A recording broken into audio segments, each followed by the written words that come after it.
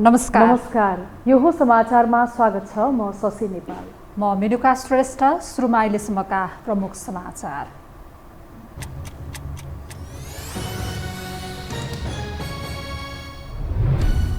गठबन्धनमै भर पर्दा मतदाताले चुनाव चिन्ह नै बिर्सन लागेको भन्दै माओवादी नेताद्वारा चिन्ता व्यक्त। कांग्रेस स्वार्थी भएको प्रचण्डको आरोप। चुनावको अन्तर्घात छानबिन गर्न एमालेद्वारा कार्यदल गठन। प्रधानमन्त्री देउबाको अमेरिका भ्रमण अपेक्षित रहेको परराष्ट्र मन्त्रालयको भनाई। सबै तयारी पुगेपछि नीति तय हुने एसपीपी अस्वीकारको निर्णय पत्र अमेरिका सामु अझै पुगेन। व्यावसायिक रूपमै कृषि तथा पशुपालन क्षेत्रमा काम गर्ने युवा शक्ति बढ्दै। सल्यानमा प्रोत्साहन स्वरूप अनुदानमा भैँसी वितरण। गाउँपालिकाको सहयोगले कृषक थप हौसिए। युक्रेनको पूर्वी शहर लिसिचान्स्कमा भीषण सङ्घर्ष जारी। गोलाबारीका बीच युक्रेनी सेना शहर जोगाउने कसरतमा युद्ध भयावह हुन थालेपछि युक्रेनी जनता थप त्रसित। र अबको 5 महिनामा कतार विश्वकप 2022 सुरु हुँदै। खाडी मुलुक कतारमा हुन लागेको विश्वकप हेर्न विश्वका फुटबल प्रेमी उत्साहित। फिफाले तेस्रो चरणको टिकट बिक्री खोलाउँदै।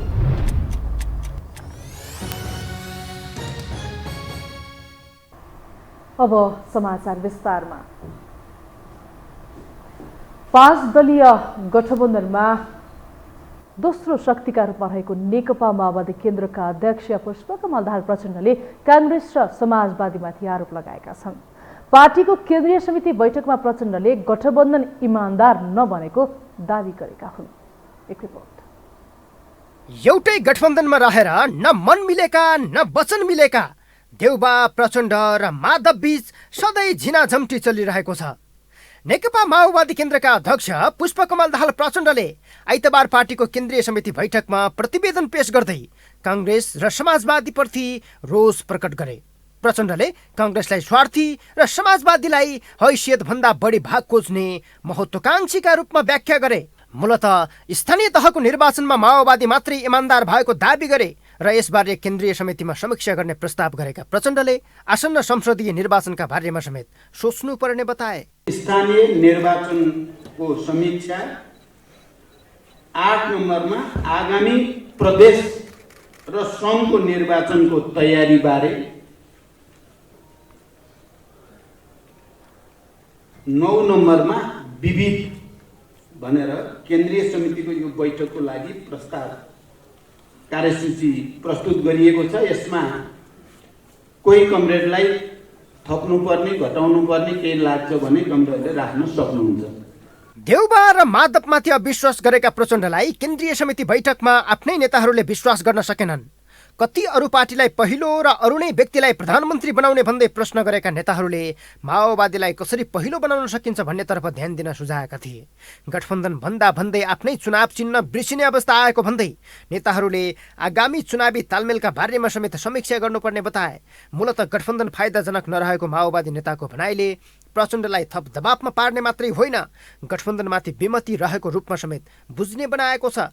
माओवादी जस्तै गठबन्धनप्रतिको असन्तुष्टि नेकपा एकीकृत समाजवादीमा पनि छ।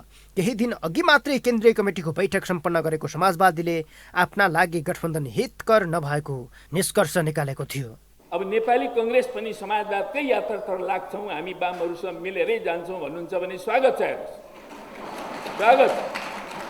तर अब उहाँहरू चाहिँ होइन, हामी त अलि यस्तै उस्तै हो, कहिलेकाहीँ प्रजातान्त्रिक समाजवाद भन्छौँ, 12 सालमा बिपीले ल्याइदिनु भयो, अब मै एकजना त छु नि रामचन्द्र पौडेल यो कुरा भन्ने, अरूले बिर्सिहाले भन्नुहुन्छ भने अब जो समाजवादको पक्षमा तयार छौँ उहाँहरूले अगाडि बढेर जानु पर्यो। स्थानीय तहको मत परिणाम र समाजवादीका मन्त्री फेरबदलको विषयले गठबन्धनमा गडबड बनाएको छ। समाजवादीले मन्त्री फेरबदल र मत परिणामलाई लिएर प्रधानमन्त्री देउबासँग असन्तुष्टि जनाउँदै आएको छ। माओवादीले गठबन्धनमा देउबाको मात्रै चलेको भन्दै इमान्दार नभएको निष्कर्ष निकालेको छ। देउबा यी सबै असन्तुष्टिलाई नजरअन्दाज गर्दै आगामी निर्वाचनमा समेत पहिलो हुने र फेरि प्रधानमन्त्री सुरक्षित गर्ने बाटोमा छन्। हरेक मुद्दामा मतभिन्नता देखिए पनि एमाले फेरि सत्तामा आइहाल्छ कि भन्ने त्रासले यी नेताहरूलाई गठजोड बचाउनु पर्ने चुनौती दिएको छ। यता एमाले असार 17मा गठबन्धन फोड्न असफल भए पनि चुनाव अघि नै फुट्ने जोखना पर्खिबसेको छ। यो हो टेलिभिजनका लागि सन्तोष विके थापा, काठमाडौँ। नेकपा एमाले स्थानीय तहमा भएको अन्तर्घातको सम्बन्धमा परेका उजुरी छानबिन र कारबाहीको सिफारिस गर्न 3 सदस्यीय कार्यदल गठन गरेको छ। केन्द्रीय सचिवालयको आज बसेको बैठकले उपाध्यक्ष विष्णु पौडेलको संयोजकत्वमा 3 सदस्यीय कार्यदल गठन गरेको हो। कार्यदलको सदस्यमा निर्वाचन विभागका प्रमुख देवेन्द्र दाहाल र संगठन विभागका प्रमुख खगराज अधिकारी सदस्य रहेका छन्। गएको स्थानीय चुनावमा धेरै स्थानमा नेताहरूले नै आफूले इच्छाएका व्यक्तिले टिकट नपाएपछि अन्तर्घात गरेको भन्दै उजुरी गरेका छन्। त्यसको निरूपण गर्न कार्यदल गठन गरिएको हो।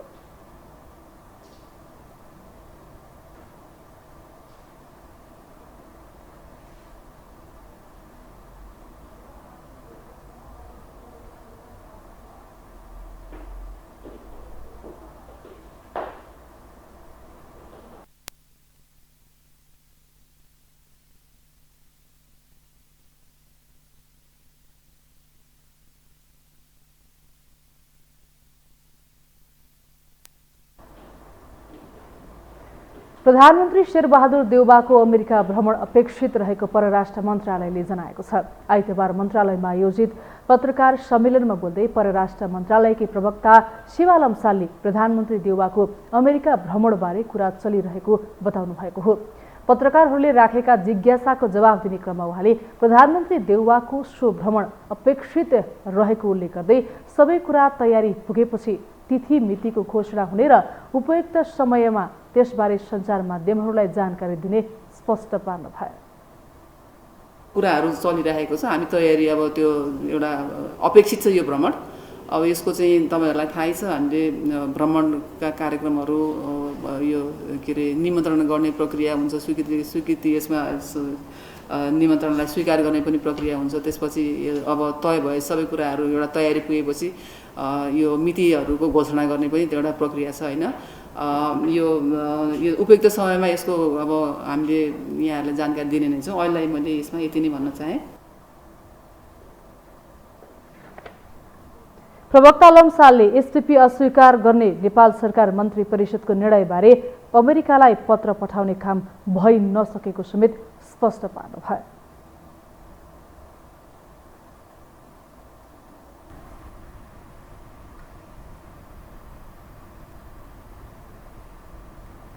अब बाँकी समाचार।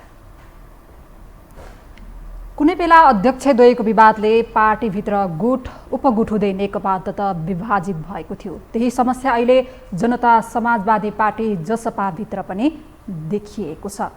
अध्यक्षद्वय उपेन्द्र यादव र बाबुराम भट्टराईको शक्ति सङ्घर्षले जसपा विभाजन नभई नहुने अवस्थामा पुगेको छ। एक रिपोर्ट। जसपामा विवाद चलिरहेका बेला संघीय परिषद अध्यक्ष डाक्टर बाबुराम भट्टराई र कार्यकारिणी अध्यक्ष उपेन्द्र यादव बीच गत बुधबार भेट भयो। त्यही भेटमा दुवै अध्यक्ष सहमतिमै पार्टी फोडाउनका लागि तयार भए। त्यसै त अध्यक्ष यादवले मन्त्री हेरफेरको तयारी गरेका छन् भने यही 27 र 28 गते वीरगञ्जमा केन्द्रीय समितिको बैठक बोलाएका छन्। भट्टराई पक्षले भने बैठकमा नजाने तयारी मात्रै गरेको छैन, सोही मितिमा छुट्टै भेला बोलाउने तयारी गरेको छ। फुट्ने सहमतिपछि पनि यी दुवै नेताहरूले एकअर्काको जोखना हेरिरहेका छन्।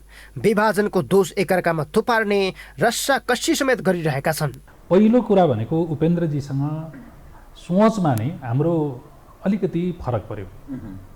त्यो सोचको फरक भनेको कहाँनिर हो भन्नु होला भने हामी राष्ट्रिय चरित्रको पार्टी निर्माण गर्न चाहन्छौँ, तर त्यति मात्रै होइन हामीले खोजेको। जस्तो समाज छ त्यस्तै पार्टी बनाउनुपर्छ भन्ने हो क्या हाम्रो।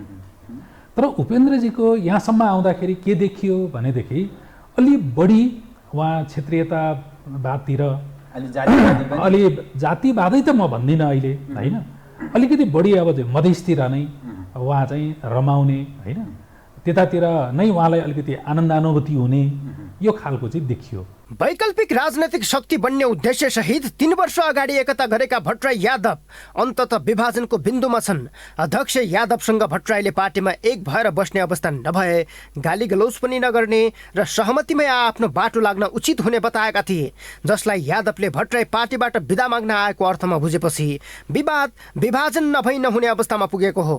झनै छुट्टा छुट्टै भेला र बैठक आह्वान गरिएपछि जसपालाई फुटबाट रोक्न असम्भव जस्तै बनेको छ। हामी पूर्वाग्रही छैनौँ। अब जहाँसम्म डाक्टर साहबको कुरा हो, त्यो त्यो डाक्टर साहबकैलाई छोडिदिउँ, त्यसमा हाम्रो बारेमा कुनै टिका टिप्पणी छैन।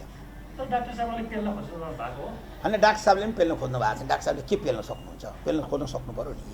पेल्नुभन्दा पनि के असहमति होला, विधान अधिवेशनलाई नै यसलाई के अरे प्राथमिकतामा राखौँ र निर्वाचनमा अगाडि बढौँ। निर्वाचन अगाडि बढ्दा टिकट बाँड्ने सिग्नेचर गर्ने म्यान्डेट अशोक राईलाई दियो। टिकट बाँड्ने मुख्यालयको टिम अशोक राई, माननीय उपेन्द्र यादवजी र डाक्टर साहबलाई छोडियो भनिसकेर डाक्टर साहबलाई यहाँ माइनस गर्ने कुरै नै भएन नि। संघीय परिषद अध्यक्ष भट्टराईले क्षेत्रीय पार्टीकी राष्ट्रिय पार्टी, सनातनी सत्तामुखी राजनीतिकी रूपान्तरणकारी राजनीति, एकल नेतृत्व की समावेशी सामूहिक नेतृत्व, विधि संगत की स्वेच्छाचारी कार्यशैली भन्दै फुट नभई बहस हुनुपर्ने समेत बताएका छन्। यसको अर्थ पार्टीभित्र यादवको प्लानले भट्टराईलाई विभाजनतिर उन्मुख बनाएको छ। यादवले भने भट्टराईसँग छुट्टिएर झन्डै 1 वर्ष अघि मात्रै विभाजित बनेका महन्त ठाकुर र राजेन्द्र महतोसँग एकता गर्ने मुड बनाएका छन्।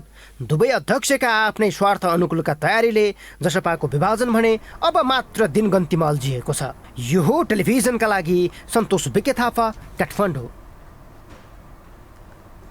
सडक पेटीमा व्यवसाय गर्ने साना व्यापारी र काठमाडौँ महानगरपालिका बीचको टकराव धेरै पुरानो हो। थोरै लगानी र थोरै कमाईबाट जसोतसो आफ्नो गुजारा चलाइरहेका सर्वसाधारणमाथि महानगरको ज्यादती पटक पटक समाचारको हेडलाइन बन्दै आएका छन्। महानगरमा नयाँ मेयरको उदय भएपछि यो विषय अझ थप उत्कर्षमा पुगेको छ। एक रिपोर्ट। ठेलागाडा र सडक पेटीमा व्यवसाय गर्नु सर्वसाधारणको रहर होइन, बाध्यता हो। आफू र आफ्नो परिवारको ज्यान धान्ने एकमात्र आधार सडक पेटी बनेको छ। उनीहरूलाई तातो घामले पोल्यो, पानी पर्यो, आज व्यापार गर्दिन भन्ने छुट पटक्कै छैन।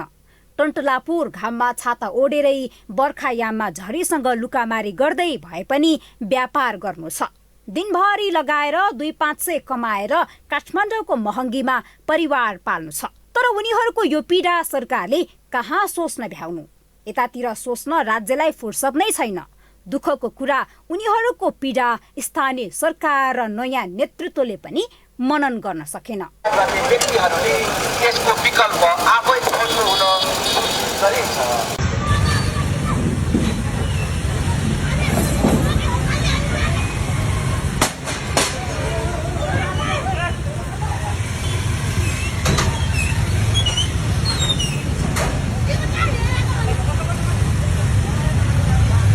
प्रधानमन्त्री निवास बालुवाटारबाट 200 मिटर उत्तरको चोक सडक किनारामा मकै पोल्दै बेचेर आफ्नो गुजारा चलाइरहेका चेतेन्द्र आचार्य र उनकी पत्नी सीता आचार्यमाथि शुक्रबार काठमाडौँ महानगर प्रहरीको यो ज्यादतीले यही प्रमाण गर्छ। उनीहरूलाई मात्र होइन, अहिले काठमाडौँ महानगरले फुटपाथ र सडक अतिक्रमण गरेर व्यापार गर्न नपाइने, यसको विकल्प आफै खोज्नु भन्दै माइकिङ गर्न थालेको छ। अटेर गर्ने व्यापारीहरूको सामान जफतलाई महानगरले तीव्रता दिएको छ। महानगर आउँछ, सामान जफत गर्छ, फिर्ता हुँदैन।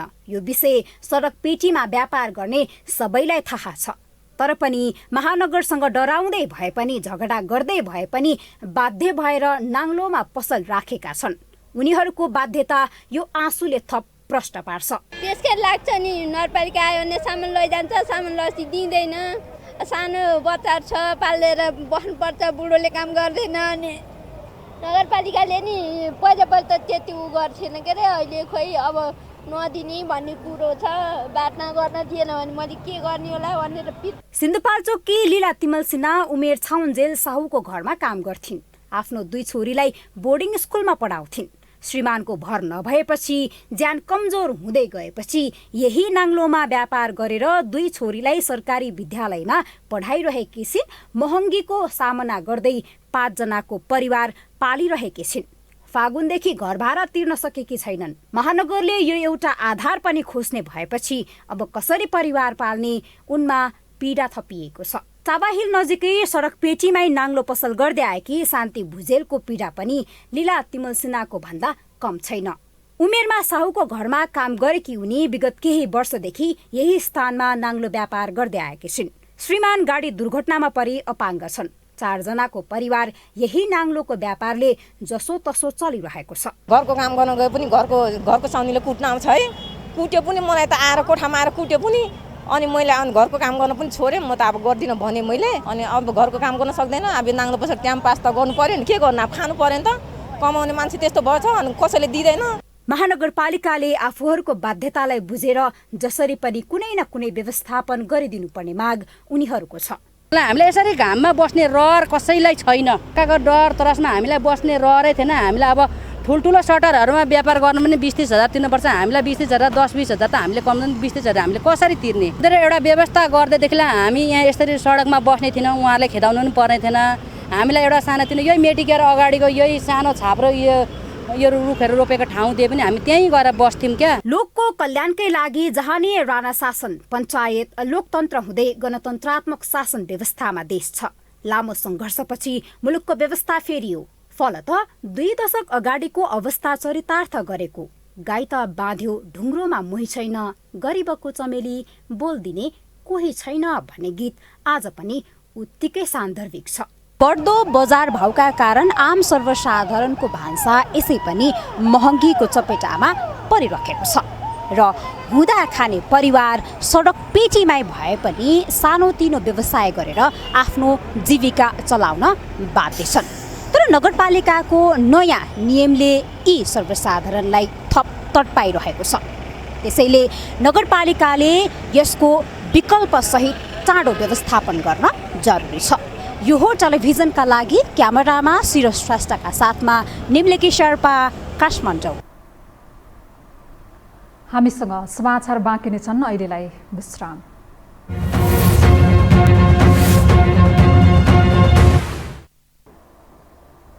विश्रामपछि स्वागत छ। अब बाँकी समाचार। बाल बालिकाका लागि कोरोना विरुद्धको करिब थप 23 लाख मात्रा फाइजर खोप काठमाडौँ आइपुगेको छ।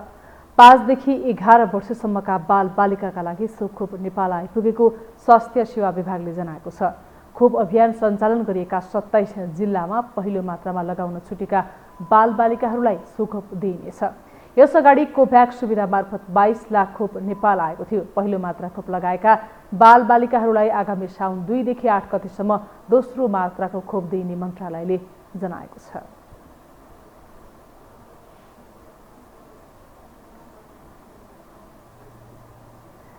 भारत सरकारले अनुदान सहायता स्वरूप 75 वटा एम्बुलेन्स र 17 वटा विद्यालय बस उपहार दिएको छ।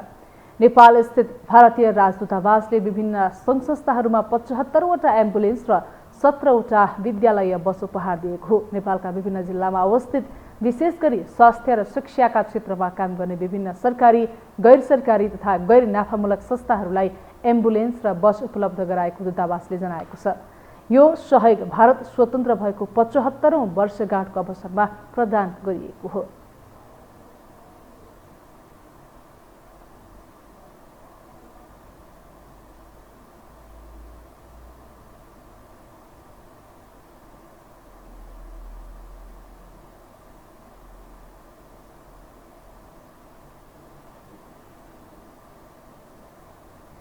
काठमाडौँ बुद्धनगर स्थित केएमसी विद्यालय शनिबार रातभर तनावग्रस्त बन्यो। अहिले पनि ठूलो संख्यामा प्रहरी परिचालन गरिएको छ। केएमसी होस्टेलमा काम गर्ने कर्मचारी रमा रायमाझी झुन्डिएको अवस्थामा मृत भेटिएपछि विद्यालय अशान्त बनेको हो। रमाको आत्महत्या नभई हत्या भएको मृतकको आफन्तहरूको दाबी रहेको छ। एक रिपोर्ट। अब बाँकी समाचार। पछिल्लो समय व्यावसायिक रूपमा नै कृषि तथा पशुपालन क्षेत्रमा काम गर्ने युवाहरूको संख्या बढ्दै गइरहेको छ। पशुपालन गरी दुग्ध उत्पादनको क्षेत्रमा काम गर्दै आइरहेका युवाहरूलाई सल्यानको पशु अस्पताल तथा पशु सेवा कार्यालय र त्रिवेणी गाउँपालिकाले अनुदानमा भैँसी वितरण गरेको छ। साथै गाउँपालिकाले उत्कृष्ट कृषकलाई पुरस्कार दिएर प्रोत्साहित गर्ने काम पनि गरिरहेको छ। एक रिपोर्ट। परम्परागत रूपमा पशुपालन गरिरहेका कृषकहरूलाई आधुनिक कृषि प्रणालीतर्फ अग्रसर बनाउन पशु अस्पताल तथा पशु सेवा कार्यालय सल्यान र त्रिवेणी गाउँपालिकाले प्रति भैँसी खरिद बापत रु 50,000 अनुदान उपलब्ध गराएको छ।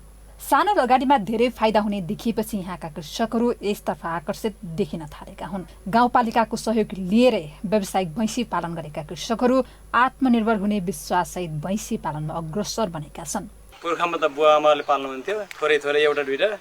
मैले त्रिवेणी गाउँपालिकाले अनुदान कार्यक्रम राखेपछि लौ त युवाहरूले पनि हामीले सुरुवात गरौँ न त गाउँमा बसेन, कति विदेश जानु, कति खेती किसान मात्रै गर्नु भनेर भैँसी पाल्ने कार्यक्रममा सहभागी भएँ र आम्दानी वर्षको दाना मैले केही घरै उत्पादन गर्छु, धानहरू मकैहरू जौँहरू बनाउँछु र प्लस मैले दाङबाट दानाहरू ल्याउँछु र आम्दानी लगभग महिनामा 20,000 रुपियाँ मेरो त्यो सबै कटाएर बच्छ मजाले, र गाउँमै दही दुधहरू सबै गाउँमै कट्छ। हाम्रो डेरीमा पनि दुध जान्छ। हाम्रो पोहोर मात्रै गत सालको 60-70 हजार जति दुधबाट डेरीबाट पैसा आएको थियो, अनि प्लस 5 रुपियाँ लिटर पछि गाउँपालिकाले पनि थप अनुदान दिने गरेको छ, त्यो पनि पाएकै छौँ। गाउँपालिकाभित्रका 1, 3 र 6 नम्बर वडालाई भैँसी पकेट क्षेत्रका रूपमा घोषणा गरेपछि स्थानीय कृषकहरूलाई मुर्रा जातका 33 वटा भैँसी हस्तान्तरण गरिएको हो। यसले दूध उत्पादनमा वृद्धि भई कृषकहरूको जीवनस्तरमा सुधार आउने विश्वास गरिएको छ।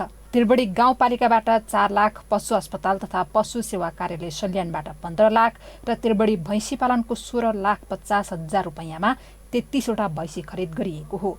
समूहलाई एक दिने स्थलगत भैँसी पालन तालिम र मिनरल समेत प्रदान गरिएको छ। कृषकहरूलाई प्रोत्साहन गरे उत्पादन वृद्धि गर्न गाउँपालिकाले पशु स्वास्थ्य शिविर, कृषक उत्पादन गाउँपालिकाको अनुदान कार्यक्रम, गाउँपालिकाका अध्यक्ष उत्कृष्ट पुरस्कार कार्यक्रम, एक युवा एक रोजगार कार्यक्रम, 50% अनुदानमा बोर बोका वितरण लगायतका कार्यक्रमहरू सञ्चालनमा ल्याइएको छ। यसै वर्षदेखि किसान परिचय पत्र वितरणको काम गर्ने भएको छ। अबदेखि हामीले चाहिँ किसानहरूलाई अझ थप हौसला प्रदान गर्नका लागि केही कुरा त विगतदेखि नै सञ्चालन गर्दै आइएको छ। थप हामीहरूले चाहिँ तिनी पशु चौपायाहरूलाई खुवाउनको लागि घाँसको बिउ निःशुल्क वितरण गर्ने योजना पनि ल्याएका छौँ। अनि त्यसपछि तिनीहरूलाई सुधारिएको गोठ निर्माण गर्ने कुरा, जस्तो गाई भैँसीको लागि गोठ सुधारका कार्यक्रम, बाख्राहरूको लागि खोर सुधारका कार्यक्रम पनि ल्याएका छौँ र यसलाई अझ विस्तृत रूपमा अगाडि बढाउँदै लैजाने गाउँपालिकाको नीति रहेको छ। यस वर्ष उत्कृष्ट 4 कृषकलाई पुरस्कार वितरण गरी सम्मान गरिएको छ। बाख्रा पालन अन्तर्गत वडा नम्बर 5 का नेत्रलाल खड्का, भैँसी पालन अन्तर्गत वडा नम्बर 4 का कुलबहादुर भण्डारी, तरकारी खेतीतर्फ रन्त बहादुर रेउले र वडा नम्बर 2 बाट कर्णबहादुर थापालाई पुरस्कार तथा सम्मान गरिएको हो। तरकारी बिउ बिजन किन्ने, राम्रो गर्ने, आदत बढाउने सहुलियत, ब्याजमा ऋण अनुदान के दिया हुने थियो, के अरू व्यवसाय खेती गर्नेहरू बनाइदिए हुन्थ्यो। मुराहरू बगाएका खोलाले फालेका तिनी ल्याएर गाडेको छु, तर जति कति पैसा बचाउने हिसाबले अब खर्च कम गरिकन लगानी कम गर्ने, तर आम्दानी धेरै होस् भन्ने कोसिस छु। एकदम यो बाँसको टरेर बनाउँछु, यसलाई मरामत गर्छु एकदम पुरानोलाई। फर्स्टचोटि पुरस्कार पाउँदा म खुसी छु, धेरै उत्साहित छु। 5 वर्ष बितिसक्यो मैले चाहिँ फर्म दर्ता गरेको, आज तक मैले पुरस्कार पाएको पनि थिइनँ, यसरी सम्मान पनि पाएको थिइनँ, धेरै उत्साहित छु। गाउँपालिकाबाट यस्ता किसिमका पुरस्कार र अनुदान कार्यक्रम पाउँदा व्यवसायिक कृषि पेसा अङ्गालेका किसानहरूलाई थप हौसला मिलेको देखिन्छ। कृषि सामग्री, बिउ बिजन सहयोग र विभिन्न बाली लगाउने तरिका र बजारीकरणका विषयमा प्राविधिक बोलाएर कृषकलाई तालिम दिन सके अझै उत्पादनमा बढाई आत्मनिर्भर बन्ने कृषकहरूको विश्वास छ। सल्यानबाट उत्तर कुमार साहुको रिपोर्ट। अब पालो अर्थ समाचारको।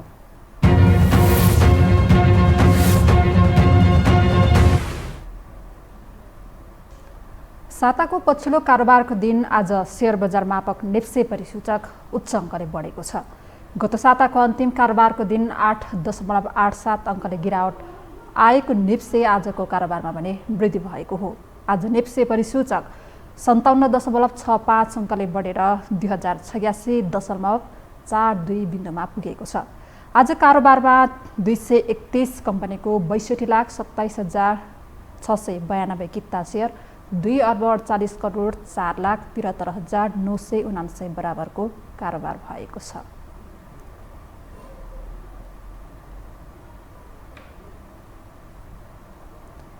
नेपाल उद्योग वाणिज्य महासङ्घ अध्यक्ष शेखर गोल्छाले आगामी मौद्रिक नीति सबै खाले अर्थतन्त्रका चुनौतीलाई समाधान गर्ने किसिमको आउने अपेक्षा गरेको बताउनु भएको छ।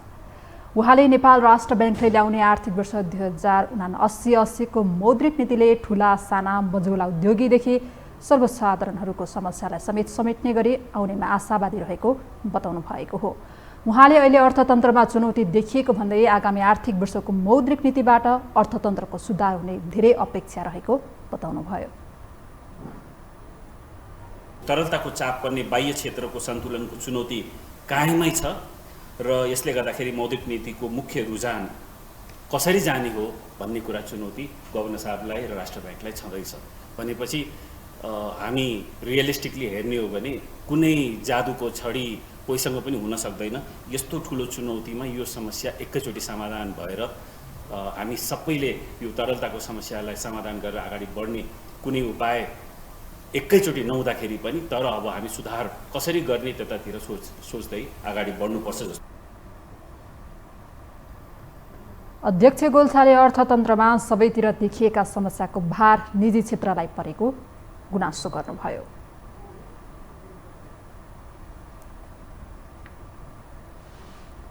हामीसँग अन्तर्राष्ट्रिय र खेल समाचार बाँकी नै छन्। अहिलेलाई पुनः विश्राम।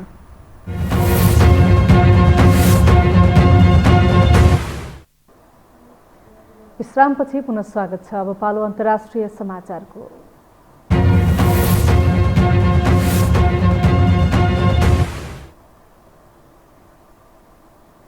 युक्रेनको पूर्वी सहर लिसिचान्स्कमा रुस र युक्रेनी सेनाबीच भीषण सङ्घर्ष जारी छ। रुसी सेनाले जहाँ भीषण गोलाबारी गरिरहेको छ भने युक्रेनी सेना सहर जोगाउने कसरतमा छ। यद्यपि सो सहर आफ्नो नियन्त्रणमा रहेको दुवैले दावी गरेका छन्। पछिल्लो समय रुसले युक्रेनको भूमि कब्जामा लिने क्रम जारी रहेको छ भने जताततै आफ्नो देशको झण्डा गाड्नुका साथै परेड समेत गर्दै गरेको छ।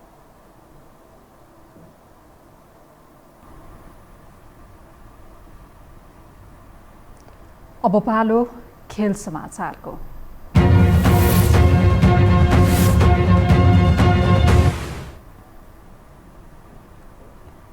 कतार विश्वकप 2022 आउन अब 5 महिना मात्रै बाँकी छ। पछिल्लो पटक खाडी मुलुकमा हुन लागेको विश्वकप हेर्न समर्थकहरू कतार जान चाहन्छन्। कतारले विश्वकपका लागि कसरी टिकट बिक्री गरिरहेको छ त एक रिपोर्ट। विश्वकप फुटबलको सर्वोच्च निकाय फिफाले आगामी कतार विश्वकप 2022 का लागि तेस्रो चरणको टिकट बिक्री खुलाउँदैछ। यसै वर्ष कतारमा आयोजना हुन लागेको विश्वकप हेर्नका लागि फिफाले पुनः टिकट बिक्री खुलाउन लागेको हो। विश्वकप आउन अब जम्मा 4 महिना मात्र बाँकी रहँदा फिफाले फ्यानहरूका लागि भन्दै फेरि पनि टिकट बिक्री गर्ने भएको हो। पहिलो 2 चरणमा टिकट खरिद नगरेका इच्छुकका लागि जुलाई 5 देखि अगस्त 16 सम्म तेस्रो चरणको टिकट खुल्दैछ, जसमा पहिले अर्डर गर्नेले टिकट पाउने सम्भावना बढी हुनेछ भने फिफाले नमुना छनौट लगायतका विधिबाट पनि टिकट बिक्री गर्नेछ। पहिलो पटक खाडी मुलुकमा हुन लागेको विश्वकपमा संसारभरका कयौं फुटबल फ्यानहरू कतारमै गएर विश्वकप हेर्ने योजना बनाइरहेका छन्। यस्तोमा दोस्रो चरणको टिकट बिक्री गर्दासम्म संसारभरबाट करोडौं फुटबल प्रेमीको अर्डर आएको फिफाले जनाएको छ। 2 चरणमा टिकट बिक्री गरिसक्दा अहिलेसम्म जम्मा 18 लाख टिकट बिक्री भइसकेको छ। यसअघि पनि फिफाले अनलाइन मार्फत जसले पहिलो टिकटका लागि अर्डर गरेका थिए उसैलाई टिकट वितरण गरेको थियो। फिफाले जनाएअनुसार विशेष गरी उद्घाटन र फाइनल खेलहरूका लागि सर्वाधिक टिकटको अर्डर आएको छ। प्रतियोगिताको पहिलो पटक टिकट आवेदन जनवरी 19, 2022 मा खोलिएको थियो। विश्वकप अवधिभर 30 लाख टिकट बिक्री गर्ने अपेक्षा राखेको फिफाले आयोजक कतारका लागि विशेष श्रेणीको टिकटको व्यवस्था गरेको छ। कतारी नागरिकले विश्वकपका लागि तेस्रो श्रेणीको टिकट प्राप्त गर्नेछन्। फिफाले अहिलेसम्म एसिया मुलुकका समर्थकले सबैभन्दा धेरै टिकट खरिद गरेको सार्वजनिक गरेको छ। आयोजक कतार बाहेक Canada, England, France, Germany, Bharat, Saudi Arabia, Spain, संयुक्त अरब इमिरेट्स, युएई र अमेरिका रहेको छ। विश्वकपको इतिहासमा एसियाबाट अहिलेसम्म सबैभन्दा धेरै राष्ट्रले सहभागिता जनाउँदा यसको प्रभाव टिकटमा पनि परेको हुन सक्ने विश्लेषकले बताएका छन्। 22औं संस्करणसम्म आइपुगेको विश्वकपको इतिहासमा एसिया महादेशबाट सबैभन्दा धेरै राष्ट्रले सहभागिता जनाउँदैछ। एसियाबाट कतार, इरान, जापान, दक्षिण कोरिया, साउदी अरेबिया र अस्ट्रेलिया गरी 6 वटा राष्ट्र विश्वकपमा छनौट हुन सफल भएको हो। कतार विश्वकप फिफाको नियम नै बदलेर हुन लाग्दैछ। जुन जुलाईको समयमा नियमित हुँदै आएको विश्वकप कतारमा हुने अत्यधिक गर्मीका कारण जाडोयाममा सारिएको हो। चौतर्फी आलोचनाका बावजुद पनि विश्वकप नोभेम्बर 21 देखि डिसेम्बर 18 सम्म हुँदैछ। यो टेलिभिजनका लागि निरज कोइरालाको रिपोर्ट। यससँगै हामी यो समाचारको अन्त्यमा आइपुगेका छौँ। बिदा हुनु अघि प्रमुख समाचार पुनः एकपटक।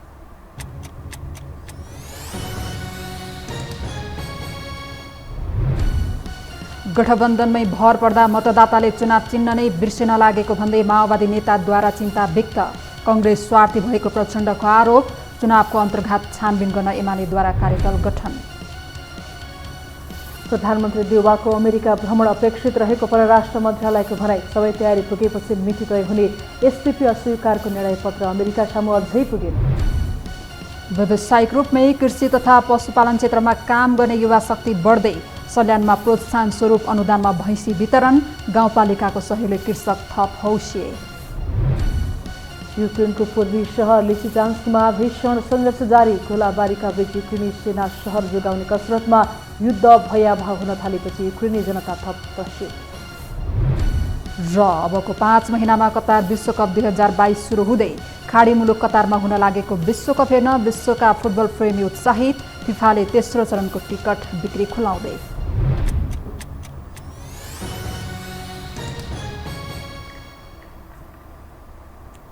हवस् त यो समाचार सकियो। समाचार बुलेटिनका साथै यो टेलिभिजनका सम्पूर्ण कार्यक्रम यो टेलिभिजन.com, यो खबर.com, युट्युब र फेसबुकमा पनि पढ्न र हेर्न सक्नुहुनेछ।